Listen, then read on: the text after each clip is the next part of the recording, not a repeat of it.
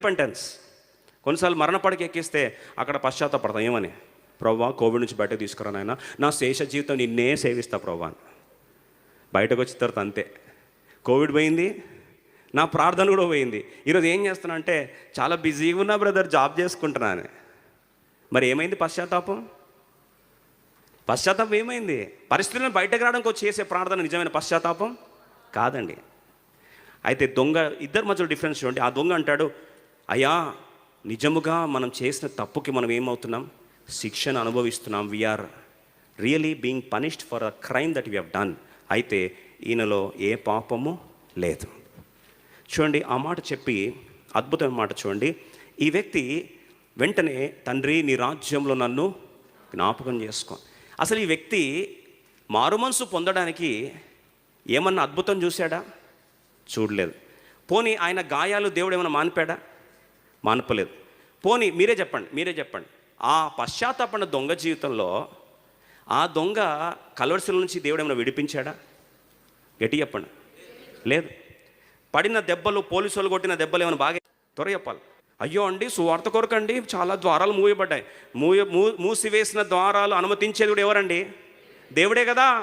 పిలాత్తో ఏం చేశాడు? విలాసం రాపించాడు. నీట్గా మంచిగా రాయండి అన్నాడు. పాపం మంచిగా క్యాలిగ్రాఫర్స్ వచ్చి ఏం చేశారండి? జీసస్ కింగ్ ఆఫ్ జూస్, యూదుల రాజు అని మంచిగా ఏం చేశారండి? రాశారు. రాసిన తర్వాత ఈ గాస్పెల్ ట్రాక్ట్ పెట్టారు. ఆయన ఎందుకు రాశారు తెలుసా? పిలాత్ ఎందుకు రాపించారు తెలుసా? ఆయన మనస్సాక్షి గుచ్చుకుంటా ఉంటే నా చెయ్యి కడుక్కోవాలని ప్రయత్నించాడు. పాపం ఈయన నిజంగా ఎవరు? రక్షకుడే. కానీ నేను మాత్రం ఒప్పుకోవడానికి నాకు ధైర్యం సరిపోవట్లే. నాకు మనుషులంటే భయం, యూదులు ఏం చేస్తారో భయం, నా పదవి పోతుందనే భయం, ప్రజలు విడిచిపెట్టి వెళ్ళిపోతానేమని భయం. కాబట్టి నా చెయ్యి ఏం చేయాలి? వాళ్ళ భార్యకు రాత్రి కల వచ్చింది. ఏమని? ఈయన నిరపరాధి, తప్పు చేయొద్దు అని. పాపం ఏం చేయాలి? వాళ్ళ భార్య రాత్రి ముందే కలలో దేవుడు మాట్లాడు కాబట్టి ఆ భయం ఒకవైపు, ఇంకోవైపు ఏమో యూదులు ఎక్కడ వదిలేస్తారని భయం. ఈ రెండింటి మధ్యలో భయం మధ్యలో మనుషుల సంతోషపెట్టే ఈ పిలాత్ ఏం చేశాడు తెలుసా అండి? పాము చావద్దు, కట్టిరగద్దు. కాబట్టి ఏం చేయాలి? కొరడాలతో కొట్టండి. అప్పటికి పాపం చాలా ట్రై చేశాడు. బరబ్బాని ప్లేస్లో యేసుప్రభుని ఏం చేయాలని? విడిపించాలని చాలా ట్రై చేశాడు. రూల్స్ అన్నీ మొత్తం ఐపీసీ సెక్షన్స్ అన్నీ వాడడానికి ట్రై చేశాడు. కానీ ఏది వర్కౌట్ అవట్లేదు. మొండిగా వేశారు ఎవరు? యూదులు. చివరికి ఏం చేశాడంటే, ఇలా కాదని చెప్పి గాస్పెల్ ట్రాక్ ప్రింట్ చేయండి అని. ఏం ప్రింట్ చేయరు? యేసు, జీసస్ ద కింగ్ ఆఫ్ యూదుల రాజు, యేసు యూదుల రాజు, అంతే.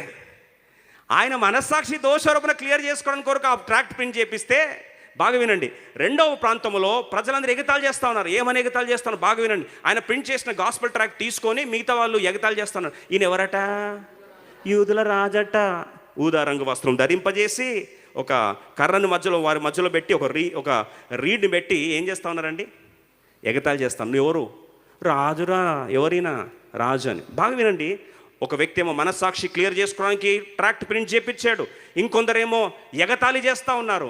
అయితే అద్భుతం ఏంటంటే, ఆ ఎగతాళి చేస్తున్న వారు ఒకవైపు ట్రాక్ట్ ప్రింట్ చేసింది. ఈ రెండు ఎవరి మనసును దోచుకుంది తెలుసా? ఆ దొంగ మనసుని దోచుకుంది. మనసు ఆలోచించడం ఆరంభించాడు. అవునా, ఎందుకు ఎగతాళి చేస్తారు వీళ్ళంతా? ఏమని ఎగతాళి చేస్తున్నారు? ఈయన యూదుల రాజట, ఈయన యూదుల రాజట అని. ఎందుకు ఎగతాళి చేస్తున్నాడు? ఇలా వెనకలు తిరిగి చూసేసరికి పైన ఏం కనిపిస్తుందండి? జీసస్. రాజుకు ముందు ఏం కనిపిస్తుంది? రక్షకుడు. వెంటనే రక్షకుడు అంటే యేసు అనగా తన ప్రజలను వారి పాపము నుండి ఆయనే రక్షించును గనుక ఆయనకి యేసు అను. వాళ్ళ ఎగతాళిలో నుండి ఈయన ఏమయ్యాడు? మారుమనసు పొందాడు. మనస్సాక్షి క్లియర్ చేసుకోవడానికి పిలాతు రాసిన గాస్పెల్ ట్రాక్టే ఈ వ్యక్తిని ఏం చేసింది? మార్చేసింది. ఒక మాట చెప్తాను, దేవుడు నిన్ను మార్చుకోవాలని ఆశపడినప్పుడు దేవుడు ఎగతాళి చేసేవారిని కూడా, వారి ద్వారా కూడా సువార్తనికి ఏం చేస్తాడు. నీకు పడని వారు, సువార్తకు వ్యతిరేకమున్న వారి ద్వారా కూడా గాస్పెల్ ట్రాక్లు ఏం చేస్తాడు? ప్రింట్ చేయిస్తాడు.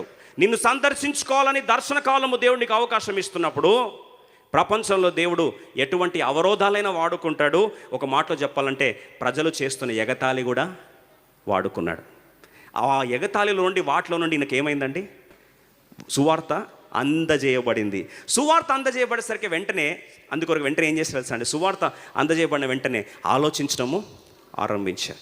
ఎప్పుడైతే ఆలోచించడం ఆరంభించాడో వెంటనే ఏమంటున్నాడు? మనం చేసిన తప్పుకి శిక్షణ అనుభవిస్తున్నాం, ఇతను ఏ పాపము చేయలేదు. వెంటనే గుర్తొచ్చింది, ప్రభా నీ రాజ్యంలో నన్ను జ్ఞాపకం చేసుకో, నన్ను క్షమించు అనే మాట మొదటి చెప్పావు కదా ప్రభా, నేను తప్పు చేశాను, నిజముగా నేను భరిస్తున్నా ఈ శిక్షని, నన్ను క్షమించయ్యా అని చెప్పి నీ రాజ్యంలో నన్ను జ్ఞాపకం చేసుకోను. అంతే అండి. చిన్న సువార్త, జాగ్రత్త వీరు ప్రియ సోదరి సోదా, చిన్న సువార్త ఏంటి? యేసు అనగా రక్షకుడు, అంతే.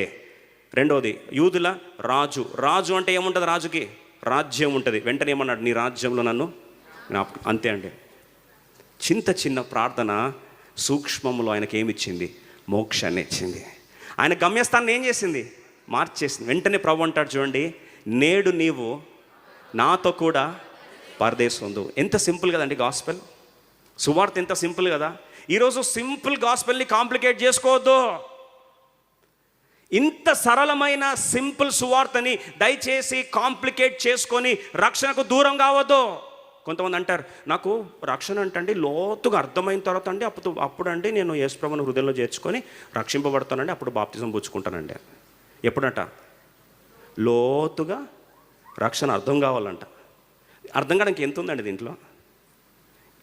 ఇదేమో ఆల్జీబ్రానా గుండె గాబరగాడానికి? లేదు రాకెట్ సైన్సా తేలిపోవడానికి? చాలా సింపుల్. యేసు ఎవరు? రక్షకుడు. మన పాపమునకు బదులు ఆయన ఏం చేశాడు?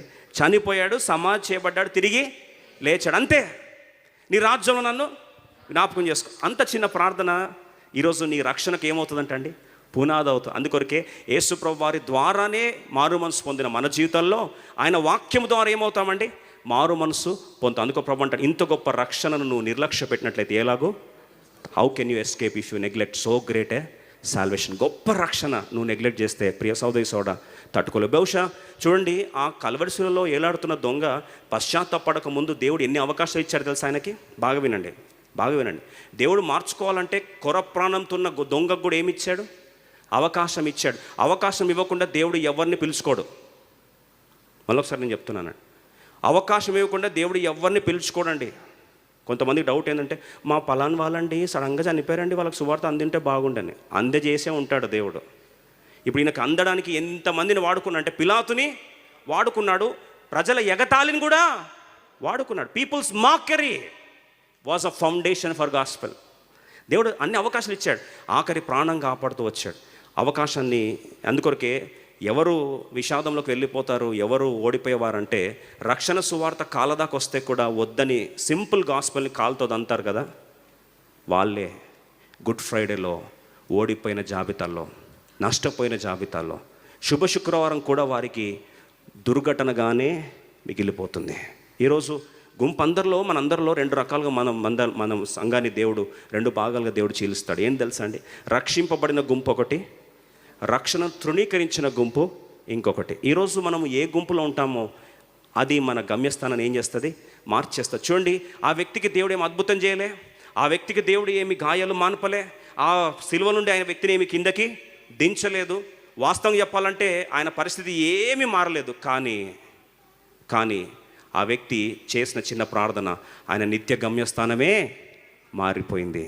అందుకొరకు ఈరోజు రక్షణ ఉచితమైందే కాదు, రక్షణ ఎంతో విలువైంది. ఎంత విలువైంది తెలుసా అండి? Gospel is costlier than your job, gospel is costlier than your health, gospel is costlier than your livelihood, gospel is costlier than your business.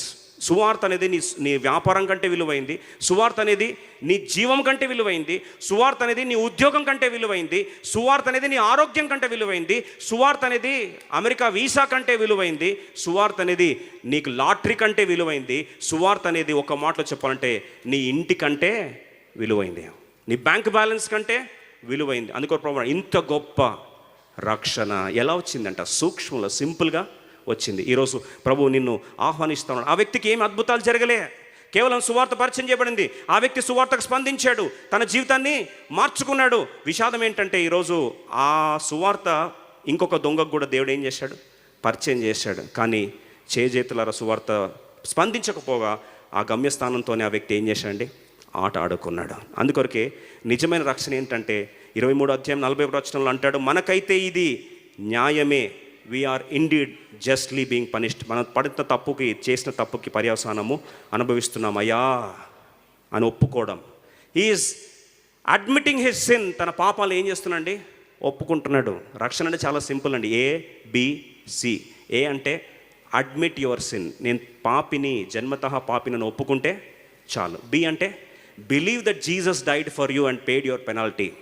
B అంటే విశ్వాసము, విశ్వసించడం ద్వారా అయ్యా నా కొరకు నువ్వు పనిష్మెంట్ భరించావని విశ్వాసము. బి. సి అని తెలుసా అండి? Accept him as confess him as your lord and saviour. నీ క్రీస్తు ప్రభువారిని నీ రక్షకుడిని ప్రభువుగా నువ్వు ఒప్పుకుంటే, నోటితో ఒప్పుకుంటే చాలు. A, B, C. పాపిని ఒప్పుకోవడం హృదయమందు, విశ్వాసము నోటితో దాన్ని ఏం చేయాలి? యేసు ప్రభువారు నా తండ్రి అని, నా ప్రభు అని ఒప్పుకుంటే చాలు, నువ్వు వెంటనే రక్షింపబడదు. ఇంతే. ఈ రక్షణ కార్యాన్ని దేవుని జీవితంలో చేయాలని ఆశపడతా ఉన్నట్లయితే ఈరోజు ప్రాసెస్ అని ఫీల్ అవుతున్నావా? అందుకో ప్రభు అన్నాడు ప్రాసెస్ కాదండి, నేడు అంటే ఇప్పుడు. కొంతమంది రక్షణ అంటే అండి భూత వర్తమాన భవిష్యత్తు ప్రాసెస్ అంతా ఏం లేదు. Salvation is one time event, ఒకేసారి జరిగేది. నమ్మి బాప్తీసం ముందు వాడు రక్షింపబడను, నమ్మని వానికి శిక్ష. One time event. ఈరోజు అది కాదని దయచేసి వెళ్ళొద్దని దేవుడు జ్ఞాపకం చేస్తూ ఉన్నాడు. అందుకొరకే యేసు ప్రభువారు ఈరోజు నీ కల్వరిశిలో నీ కొరకు చనిపోయిందే, సమాధి చేయబడిందే ఈరోజు నీ జీవిత గమ్యస్థానాన్ని మార్చడానికి. That's why salvation is not a process, it is a one time event. That is today. ఎప్పుడు సరే అనుకూల సమయం అండి? ఇప్పుడే ఈరోజే మిక్కిలి అనుకూలమైన సమయం. అందుకొరకే రక్షణ అనేదండి మా తాతగారు పుచ్చుకున్నారండి, మా అమ్మగారు పుచ్చుకున్నారు కాబట్టి నాకు కూడా వచ్చేస్తుంది కాదండి. దొంగతో ప్రభు అన్నాడు నేడు నీవు పర్సనల్, నీవు నాతో పర్సనల్, నేడు నాతో పరదేశంలో. అందుకో రక్షణ ఏంటండి? వ్యక్తిగతమైంది. అమ్మ తీసుకుంటే నీకు రక్షణ రాదు, నాన్న రక్షింపడితే నీకు వచ్చేది కాదు. నీకు వ్యక్తిగతంగా నీకేముండాలి? రక్షణ అనుభవం ఉండాలి. అందుకొరకు ఈరోజే మిక్కిలి అనుకూలమైన గొప్ప సమయాన్ని ఈరోజు కాదంటావా? ఒక మాట చెప్పాలని ఆశపడుతున్నా. పరలోకం ఎప్పుడు సంతోషిస్తుంది తెలుసా అండి? గుడ్ ఫ్రైడేలో వచ్చి లబో దిబో అని కొట్టుకొని. నిన్న ఒక వీడియో చూశాను, యేసుప్రభు సిలువ ఎక్కినట్లు తను కూడా ఏం చేశాడు తెలుసా అండి? ఒక ప్రాంతంలో నేను ప్లేస్ తీసుకోదలుచుకోవాలి, సిలువ ఎక్కుకొని కొరడాలతో కొట్టమంటున్నాడు. నిజంగా దేంతో అండి? కొరడాలతో కొట్టించుకుంటున్నాడు. ఆఫ్కోర్స్ ఆ కొరడాలు అంత సీన్లో లేవులేండి, సింపుల్గా ఉన్నాయి. కానీ లబో దిబో కొడతా ఉంటే పాపం వాతలు పడతా ఉన్నాయి. ఎందుకంట తెలుసా అండి? యేసు ప్రభు సంతోషపడతాడట. దేనికి? కొరడాలతో కొట్టించుకుంటే. నువ్వు కొరడాలతో కొట్టించుకోవాలనుకుంటే ఆయన ఎందుకు కొట్టించుకోవాలా? నువ్వు కొరడాలు ఎక్కడానికి, నువ్వు సిలువ ఎక్కడానికి ఆయన ఎందుకు ఎక్కించుకోవాలండి? When he paid the price, why should you pay it again? ఒకవేళ ఆల్రెడీ మీ డాడీ ఫైన్ కడితే నువ్వు పోయి మళ్ళీ ఫైన్ కడతావా? ఆయన కట్టిందే నువ్వు కట్టొద్దని కదా, ఆయన వేదన పడిందే నువ్వు వేదన పడొద్దని కదా, ఆయన పొందిన దెబ్బలే మనకు స్వస్థత కదా. ఈరోజు దేవునికి సానుభూతి అవసరం లేదండి. కొంతమంది కన్నీరు రాకపోయినా కానీ నీళ్ళు మోసుకుంటారు. బాధ రాకపోతే ఆ ఫీల్, ఆ మ్యూజిక్ పెట్టుకొని కొంతమంది నాయన నువ్వు ఎంత బాధపడ్డావు ప్రభా. యెరూషలేము కుమారులు అంట, వాళ్ళు ఏడుస్తున్నంట, అమ్మా దేవా నా ప్రభా ఎంత కష్టాలు పడుతున్నావు నాయన నువ్వు అని. ప్రభు అన్నాడు, అమ్మా నా కోసము ఏడవకండి, మీ కొరకు మీ పిల్లల కొరకు ఏడవండి. ఈరోజు God doesn't need your sympathy. Let me remind this words again. చాలామంది క్రైస్తవ ప్రపంచం తెలియక ఈరోజు అండి గుడ్ ఫ్రైడే రోజు అండి అసలు బాధగా ఉండాలండి. ఎవరు నవ్వారనుకోండి లాగి చంపక వేసి కొడతారు. ఈరోజు నవ్వే దినమా? This is the day, it's a good Friday. అది ఏడుపు కొట్టు దినం కాదు. వాస్తవంగా చెప్పాలంటే ఈరోజు నీ జీవిత చరిత్రని మార్చేసిన దినం. దేవుడు సంతోషపడేది ఎప్పుడు తెలుసా? అనుకో బైబిల్ రాసు, లూకాసు వార్త రాసు, ఒక పాపి పశ్చాత్తాపడితే పరలోకంలో ఏముందంటండి? గొప్ప సంతోషం అంట. ఈ గుడ్ ఫ్రైడే ఎంత వేదన ప్రభు అనుమతించబడినా దేవుడు సంతోషపడాలంటే ఒకే ఒక ఛాన్స్ నీ చేతిలో ఉంది, ఒకే ఒక ఆపర్చునిటీ నీ చేతిలో ఉంది. మీరు అనొచ్చు నేను నా దేవుని సంతోషపెట్టగలనా అని. ఎస్, ఒక పాపి పశ్చాత్తాపడితే పరలోకంలో ఏమంటండి? గొప్ప సంతోషం. దూతలు ఏం చేస్తారంటండి? సంబరాలు చేసుకుంటారు. ఈరోజు ఆ సంబరాలు ఆరంభించడానికి అవకాశం ఎవరి చేతిలో ఉందండి? మన చేతిలో ఉంది. ఆలోచించు, దేవుడు శిక్షను అనుభవించిందే నీ కొరకు. యెషయా గ్రంథం 53:10 కలిసి చదువుకుందాం. దేవుని మొదటి భాగంలో రక్షణ సువార్త నిమిత్తమై I want to call anyone who wants to respond to the gospel of God. దేవుని సువార్తకి ఎవరైతే స్పందించాలని ఆశపడుతున్నారో క్రీస్తు నామపేట రక్షణ నిమిత్తమై ఆహ్వానించాలని ఆశపడతా ఉన్నాను. అందరం కలిసి చదువుకుందాం. 53:10. అతని నల్లగొట్టుకు యెహోవాకు ఇష్టమాయను, ఆయన అతనికి వ్యాధి కలుగజేసెను. అతడు తన్ను తాను అపరాధ పరిహారార్థ బలిగా చేయగా అతని సంతానము చూచును. అతడు దీర్ఘాయుష్మంతుడగును. యెహోవా ఉద్దేశం అతని వలన సఫలమగును. 1 పేతురు 2:24 చదువుకుందాం. 1 Peter chapter 2:24. 1 పేతురు 2:24 కలిసి చదువుకుందాం. 2:24. మనము పాపముల విషయమై చనిపోయి నీతి విషయమై జీవించినట్లు ఆయన తానే తన శరీరమందు మన పాపములను మ్రాణు మీద మోసుకొనెను. ఆయన పొందిన గాయముల చేత మీరు స్వస్థత నొందితిరి. ప్రభువారు కలవరిలో వేదన అనుభవించిందే దేని కొరకు అంటండి? మనము స్వస్థపరచబడ్డానికి, మన పాపములకు బదులుగా యేసు ప్రభువారు శిక్షను అనుభవించాడు. మరి ఆ ప్రభువారు కలవరిలో ఆ శిక్ష అనుభవిస్తే ఈరోజు మనం చేయాల్సింది ఏముందండి? ఆ కలవరిలో దొంగ ప్రార్థించినట్లు, అయ్యా తండ్రి నన్ను క్షమించయ్యా, నీ రాజ్యంలో నన్ను జ్ఞాపకం చేసుకో. ఈ చిన్న ప్రార్థన ఈరోజు నువ్వు చేయగలిగితే ఈరోజు నువ్వు వచ్చిన ఉద్దేశం నెరవేర్చబడుతుంది, ఇంత ప్రయాసకు ఫలితం వస్తుంది, నిత్యత్వము మారుతుంది, నీ గమ్యస్థానం మారుతుంది. ఒక మాటలో చెప్పాలంటే ఈ ఫ్రైడే నీ జీవితంలో నిజముగా శుభ శుక్రవారం అవుతుంది. అది కావాలంటే నువ్వు చేయాల్సింది ఏం లేదు. వెపన్ నీ చేతులు దేవుడు ఇచ్చాడు. ఏమని? అయ్యా నేను పాపి, నేను ఒప్పుకొని నీ కొరకు యేసు ప్రభు కలవరిలో భరించి చనిపోయి సమాజం తిరిగి లేచాడని హృదయం ముందు విశ్వాసం ఉంచితే చాలు. మానవాళికి రావాల్సిన తీర్పును ఎవరు భరించారండి? యేసు ప్రభు భరించాడు. నీ శిక్ష ఆయన కట్టేశాడు. ఆయన హృదయం ముందు చేర్చుకుంటే చాలు. సూక్ష్మంలో ఏమొస్తుందండి? మోక్షం వస్తుంది. ఒక ప్రాంతంలో జరిగిన నిజమైన సంఘటన, ఆ ప్రాంతాన్ని జ్ఞాపకం చేయాలని ఆశపడతా ఉన్నా, ప్రియులను జ్ఞాపకం చేయాలని ఆశపడతా ఉన్నా. ఒక ప్రాంతంలో భార్యాభర్తలు దంపతులు చాలా కాలముగా వారు ఎంతో కాలంగా ఎదురు చూస్తూ వస్తే పిల్లలు పుట్టలేదు. దేవుడు ఒకరోజు వారిని దీవించాడు. 2 కవల పిల్లలు పుట్టారు. 2 కవల పిల్లలు పుట్టారు. జాగ్రత్త వినండి. ఆ 2 కవల పిల్లలు పుట్టేసరికి ఎంత సంతోషం ఈ పేరెంట్స్కి అంటే, అబ్బా 2 పిల్లలు పుట్టారు, ఇన్ని రోజులు మేము ఎదురు చూస్తూ ఉంటే మా ఎదురు చూసిన ఆ అన్వేషణకు దేవుడు మాకు ఏం చేశాడు? మంచి 2 కుమారులను మాకు ఇచ్చాడని చాలా సంతోషపడుతూ ఉన్నారు. ఆ 2 కుమారులు సంతోషపడుతున్న ఆ యొక్క సందర్భంలో వారు పెద్ద కుమారుడికి జాన్ అని పేరు పెట్టారు. ఏం పేరండి? జాన్. చిన్న కుమారుడికి జాషువా అని పేరు పెట్టారు. ఏం పేరండి? జాషువా. ఇప్పుడు జాషువా, జాన్ ఈ పదాలు ఇంట్లో మారుమోగిపోతూ ఉన్నాయి. చిన్నపిల్లలు పెరుగుతూ ఉన్నారు. బాగా చాలా లేక పుట్టారు కాబట్టి పిల్లల్ని బాగా ఫోర్స్ చేసి బాగా చదివించాలి అని చాలా ఆశపడతా ఉంటే చిన్నోడు జాషువా అన్నాడు, నా వల్ల కావట్లేదు మమ్మీ, ఇది ఇంత టార్చర్ నేను భరించలేను. పెద్దోడు కష్టపడుతున్నాడు, ఆ ప్రెషర్ అంతటికి రెస్పాండ్ అవుతున్నాడు. తీసుకెళ్ళి హాస్టల్లో జాయిన్ చేశారు. ఆ పెద్దవాడు మంచి చదువుకుంటున్నాడు, 10th మంచి మార్కులు వచ్చాయి. చిన్నోడేమో స్కూల్ డ్రాప్ అవుట్ అయిపోయాడు. నేను స్కూల్కి పోనాను, ఇంట్లో ఉండిపోయాడు, చదవడం మానేశాడు. చాలా దుష్ట సాంగత్యానికి స్నేహానికి అప్పగించుకున్నారు. ఆ బ్యాడ్ హ్యాబిట్స్, బ్యాడ్ ఫ్రెండ్షిప్ అంతా తన యొక్క ఆరోగ్యాన్ని పాడు చేయడం ఆరంభించింది. చివరికి ఆ దొంగల సహవాసంలో ఉన్న ఈ వ్యక్తి కాస్త చివరికి ఆయన ముదిరిపోయాడు. ఆ చిన్నోడు జాషువా గజదొంగ అయిపోయి పిక్ పాకెటింగ్ దగ్గర స్టార్ట్ చేసి చివరికి దొంగల ముఠాకి నాయకుడు స్థాయికి వెళ్ళిపోయాడు. తర్వాత రౌడీ షీటింగ్ చేయడం ఆరంభించాడు. డబ్బు అక్రమంగా సంపాదించడం ఆరంభించాడు. ముఠాలను మేపడం ఆరంభించాడు. బాగా వినండి, ఎంత స్థాయికి వెళ్ళిపోయాడు ఈ వ్యక్తి అంటే ఇంకా అన్ని రకాల నేరాలకు కేర్ ఆఫ్ అడ్రస్గా మారిపోయి రాష్ట్రం యొక్క బాగోగుకే అడ్డుగా నిలబడిపోయాడు. చివరికి చాలా కంప్లైంట్, చాలా పోలీస్ స్టేషన్లో చాలా కేసులు రిజిస్టర్ అయ్యాయి. ఎన్ని కేసులు రిజిస్టర్ అయిపోయాయి ఈ పరిస్థితి అంతా చూస్తూ ఉంటే తండ్రి గుండె పగిలిపోతూ ఉంది. ఆ పెద్ద కుమారుడు పెద్దవాడయ్యాడు. ఆ పెద్దవాడై జాబ్ తెచ్చుకున్నాడు. ఆ జాబ్ తెచ్చుకున్నవాడు చివరికి గ్రూప్ 1 ఆఫీసర్ అయ్యి మంచి పట్టణంలో, రాజధాని లాంటి పట్టణంలో టాప్ క్యాడర్లో ఉన్నాడు. తనకొంటి ఇల్లు ఒకటి ఉంది. అమ్మ నాన్నలు తెచ్చి వాళ్ళ ఇంట్లో పెట్టుకున్నాడు. చాలా బాగా చూసుకుంటున్నాడు అమ్మ నాన్నల్ని. ఒకరోజు ఈ వార్త తినేసరికి ఈ వార్త తట్టుకోలేక అమ్మ హార్ట్ అటాక్ వచ్చింది. చిన్న కొడుకు ఇలా అయిపోయాడని న్యూస్ పేపర్ రావడం, ఈ వార్త తినేసరికి తల్లి చనిపోయింది. తండ్రి కూడా వార్త జీర్ణించుకోలేకపోయాడు. ఇప్పుడు తల్లి చనిపోయింది, కానీ తండ్రి మనసులో చిన్నవాడి మీద ప్రేమ మాత్రం చావట్లే.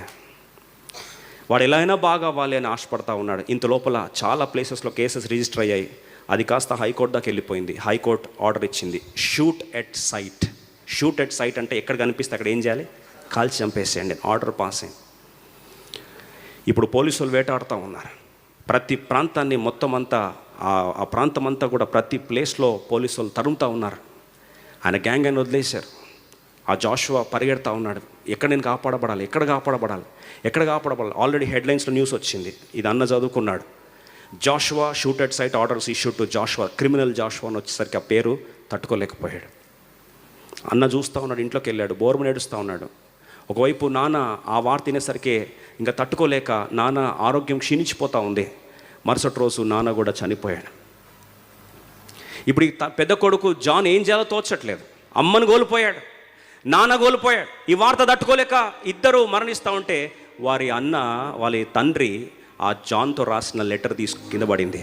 ఆ లెటర్ తీసి చదువుకుంటా ఉన్నాడు. ఆ లెటర్ రాస్తుంది, జాన్, నా పెద్ద కుమారుడు, నాకున్న ఆశ ఒకటే. ఇద్దరు పుట్టినప్పుడు ఎంతో సంతోషపడ్డా, కానీ చిన్నోడు జాషువా అవుతాడని కలగనలేదు. ఈ జాషువా ఇలాగే షూటెడ్ సైట్ ఆర్డర్స్లో చనిపోతే నేను తట్టుకోలేను. వాడు బ్రతకాలి, ఎలాగైనా వాడు బ్రతకాలి. కానీ నా ఆరోగ్యం క్షీణించిపోతుంది, ఏమవుతుందో నాకు అర్థం అవ్వట్లేదు. వాడిని బ్రతికించాల్సిన బాధ్యత నీదే, వాడిని కాపాడాల్సిన బాధ్యత నీదే. అన్నగా నీ చేతిలో పెడుతున్నా, ఆ తమ్ముని బాధ్యత నీదే. ఆ అన్న చేతిలో పెట్టిన ఆ లెటర్ చదువుకున్నాడు, కళ్ళు నీళ్ళు గారిపోతున్నాయి. ఏం చేసి కాపాడాలి ఆలోచిస్తూ ఉన్నాడు. ఇంట్లో ఉన్నాడు. ఇప్పుడు షూటెడ్ సైట్ ఆర్డర్ సీరియస్ అయిపోయాయి. ఆర్మీ ఫోర్సెస్ దింపారు. ఇష్టం వచ్చినట్లు కూంబింగ్ అటాక్స్ చేస్తూ ఉన్నారు. ఆ ప్రాంతం విడిచిపెట్టి పారిపోయాడు. జాషువా పరిగెడతా ఉన్నాడు.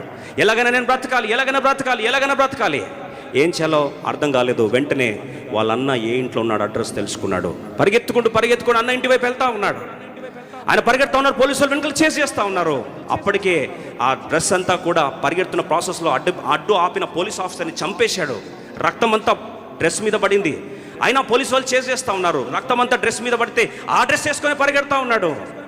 ఈ జాన్ ఎప్పుడైతే జాషువా పరిగెడతా ఉన్నాడో, జాన్ అని ఇంటి పేరు రాస్తుంది. లోపల వచ్చేసాడు. తలుపు గట్టి కొడతా ఉన్నాడు. వాచ్మెన్కి షాక్ అయిపోతా ఉన్నాడు. ఏంటి రక్తసిక్తం అయిపోయిన వ్యక్తి లోపలికి వస్తా ఉన్నాడు, ఏంటి మా సార్లా కనిపిస్తున్నాడు, సేమ్ మా సార్లా కనిపిస్తా ఉన్నాడు, ముఖం అదే, వర్చస్ అదే, సేమ్ ఉన్నాడు, ఏమైంది మా సార్కి అని సైలెంట్ అయిపోయారు. తలుపు కొట్టేసరికి డోర్ ఓపెన్ అయింది. లోపలికి వెళ్ళిపోయాడు, తలుపు వేసేసాడు. వెంటనే వాళ్ళ అన్న కనిపిస్తా ఉన్నాడు. అన్న మీద కాలు మీద పడి, అన్నా నన్ను ఒక్కసారి క్షమించు, నేను బ్రతకాలి, నాకు కాపాడడానికి ఇంకా నాకు ఎవ్వరు లేరు, నువ్వు తప్ప, ఎలాగైనా నన్ను కాపాడన్నా, షూటెడ్ సైట్ ఆర్డర్స్ ఉన్నాయి, ఒక్కసారి నన్ను కాపాడంటే వెంటనే వాళ్ళన్న కుమారుడిని తమ్ముడిని హక్ చేసుకొని, జాషువా నువ్వు భయపడకు, నీకు నేనున్నాను, నిన్ను కాపాడే బాధ్యత నాది అని వెంటనే అన్నాడు. ఇమ్మీడియట్గా వాష్రూమ్కి వచ్చేసాయి. వాష్రూమ్ తీసుకెళ్ళాడు. తన మంచి బట్టలు తీసి నువ్వు వేసి స్నానం చేసుకోమన్నాడు. తన బట్టలు తనకి ఇచ్చేసాడు. ఈ రక్తసిక్తమైన బట్టలు అన్న వేసేసుకున్నాడు. పోలీసు వాళ్ళు కుక్కలు స్నిఫర్ డాగ్స్ వచ్చేసాయి.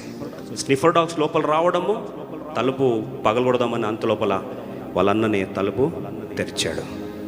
ఐఎమ్ సరెండరింగ్ అని లోపల వెంటనే ఏం చేశారండి, కాల్చి పడేశారు.